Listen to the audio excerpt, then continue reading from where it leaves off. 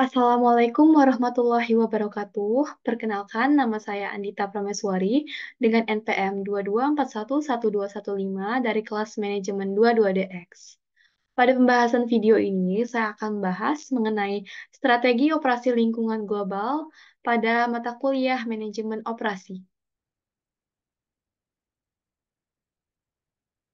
Nah, kenapa kita harus menjadi global? Kenapa usaha kita harus menjadi global?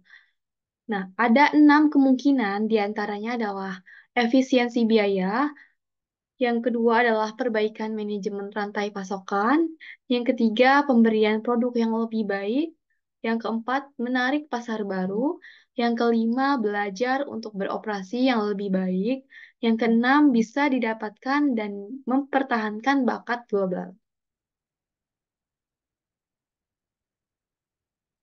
Contoh perusahaan yang beroperasi secara global dapat dikategorikan menjadi 4 bagian, yaitu bisnis internasional. Bisnis ini berhubungan dengan transaksi perdagangan atau investasi internasional. Contoh perusahaannya adalah Harley-Davidson. Yang kedua ada perusahaan multinasional. Perusahaan ini memiliki banyak bisnis nasional. Perusahaan ini dikendalikan fasilitas di beberapa negara. Contohnya adalah The Body Shop. Perusahaan selanjutnya yaitu perusahaan transnasional. Perusahaan ini merupakan bisnis internasional atau pengelolaan di setiap negara secara independen. Contohnya perusahaan Nestle. Yang keempat ada organisasi global. Organisasi ini menghasilkan produk standar dengan melewati lintas batas. Contohnya adalah perusahaan Caterpillar. Kemudian, apa sih yang menjadi karakteristik perusahaan global? Yang pertama adalah lokasi pabrik dan fasilitas. Yang kedua, komponen bahan baku dan output. Yang ketiga, desain produk dan proses teknologi. Yang keempat, permintaan. Tidak lokal saja, permintaan ini tidak melokal saja, melainkan global pun ikut melakukan permintaan. Yang kelima adalah logistik dan pengendalian persediaan. Yang keenam adalah disorganisasikan secara global. Berikut ini adalah pertimbangan utama dalam mencapai operasi global. Di sini adalah desain produk global, sesuaikan sosial dan budaya, contohnya ada kemasan ataupun cara pemasaran. Yang kedua adalah desain proses global dan teknologi, yaitu penggunaan bantuan teknologi informasi dan komunikasi atau operasi global dapat diintegrasikan. Selanjutnya adalah pertimbangan utama dalam mencapai operasi global. Berikut adalah pertimbangan dalam mencapai operasi global, yaitu desain produk global. Yang kedua adalah desain proses global dan teknologi. Yang ketiga adalah analisa lokasi fasilitas global. Nah, ini merupakan faktor kunci sukses dalam memilih negara.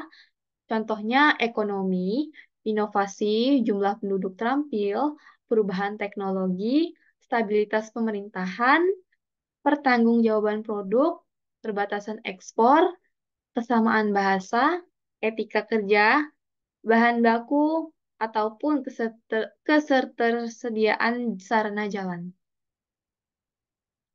Yang keempat adalah dampak budaya dan etika, yaitu perlindungan terhadap hak intelektual ataupun budaya korupsi.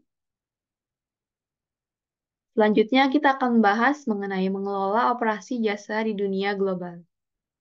Nah, ada beberapa hal yang perlu dilakukan untuk mengelola operasi jasa nih.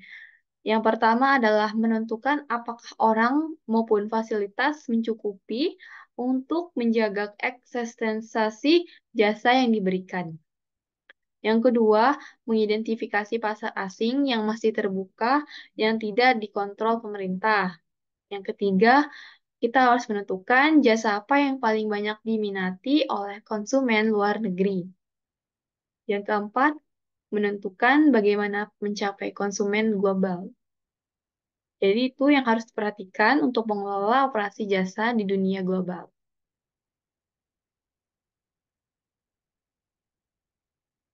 Di bidang jasa, bagi yang akan memutuskan untuk beroperasi secara internasional harus mempertimbangkan perbedaan perspektif pada beberapa keputusan manajemen operasional, di antaranya perencanaan kapasitas jasa yang akan diberikan perusahaan kepada para konsumen. Selanjutnya adalah perencanaan lokasi tempat pemberian pelayanan kepada konsumen. Selanjutnya adalah desain fasilitas dan layout yang akan digunakan perusahaan dalam memberikan pelayanan kepada konsumennya. Yang keempat adalah penentuan jadwal pelayanan kepada konsumen. Nah, bagaimana sih strateginya? Strategi dapat dilihat di slide berikut ini. Yang pertama adalah rencana tindakan untuk mencapai misi. Yang kedua, memperhatikan bagaimana misi yang akan dicapai. Yang ketiga, tiap perusahaan mempunyai strategi bisnis. Yang keempat, area fungsional punya strategi.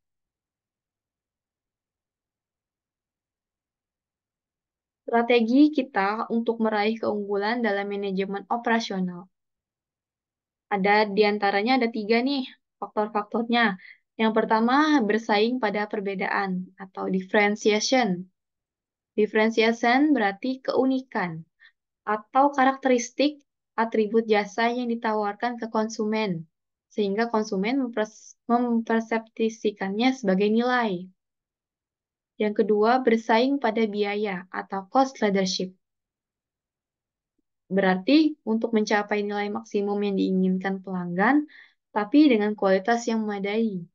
Yang ketiga, bersaing pada respon cepat atau rapid response.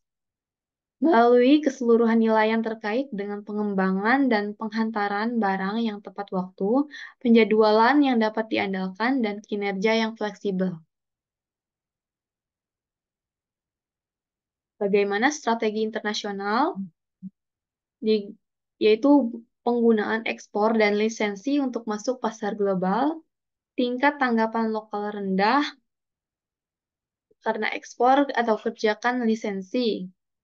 Contohnya karena ekspor, perubahan sedikit lisensi, ataupun resiko kecil.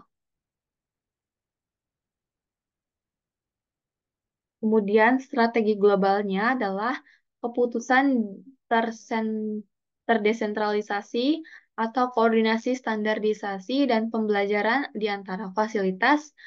Contohnya adalah perusahaan Caterpillar. Kemudian adalah tepat diterapkan, berfokus pada efisiensi biaya tapi respon lokal rendah. Kemudian adalah strategi transnasional, berisi penggabungan keuntungan dan efisiensi skala global dengan respon lokal. Selanjutnya adalah input keluar dari batasan nasional.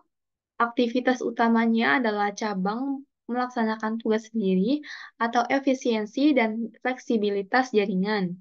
Contohnya adalah Nestle, Reuters, dan Citicorp. Sekian presentasi saya. Terima kasih. Wassalamualaikum warahmatullahi wabarakatuh.